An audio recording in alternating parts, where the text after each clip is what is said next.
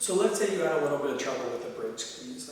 One of the glutes wasn't as easy to access. So we'll pretend it's my left one. The release for that is actually to the opposite muscle. You're kind of noticing a trend. If a muscle is underperforming, I tend to look at the opposite muscle, or the antagonistic muscle, to do a little bit of a release in there to kind of reduce that inhibition. So we're going to do the iliopsoas on this side, the hip flexor, commonly known.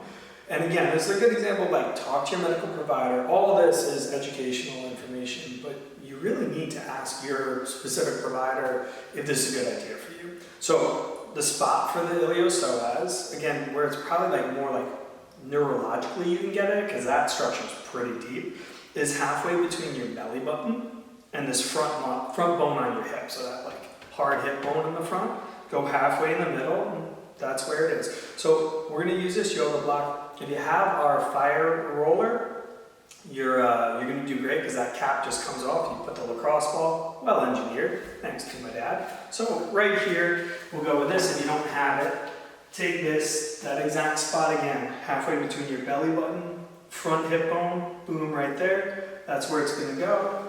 And then you're just going to gently get onto that spot, kind of relax a little bit. 3 breaths, 5 breaths, 5 seconds in, 5 seconds out. And then all I want you to do is just to give it, again, a little bit of neurological input, make it a little dynamic, is I want you to straighten that leg a little bit. So you're squeezing that glute, and just pressing the back knee up towards the ceiling. 3 to 5 times with that, should be pretty helpful. The next thing that you're going to do is an iliopsoas or hip flexor stretch. I like to use this yoga pose. I think it's really helpful. I don't think we need to reinvent the wheel with this. So again, I'm going to show you the left one. So first thing you're going to do is put yourself in this kind of like low lunge position. But that's just to get your legs set, because I want you to notice that I'm not changing my lower extremity position at all. And what I'm doing is just changing my trunk position. So I'm bringing the spine up, and that starts to load up this hip right here. Then the next thing you're going to do is bring your arms to this cactus position. Inhale. As you exhale, rotate away from that back hip. Then the last part to really charge it up is I'm going to squeeze my left glute hard as I drive my back knee up towards the ceiling and my back heel down towards the ground. And see that little charge? But ooh, it really gets it. Hold that for 3 slow breaths and then gently come out of it. So that's the stretch associated with it. Finally, we're going to train it. This is a good example where the test becomes the treatment. You don't need to reinvent the wheel.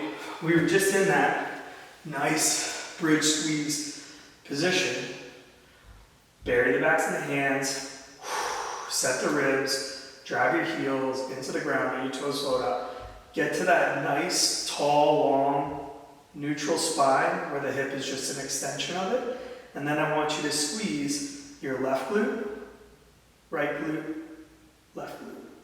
So we're double hitting the challenging side. Left, right, left, left, right, left. 3 to 5 times, so you end up hitting this side double, and that'll help to clean up some of the problems that are going on with a rough bridge squeeze.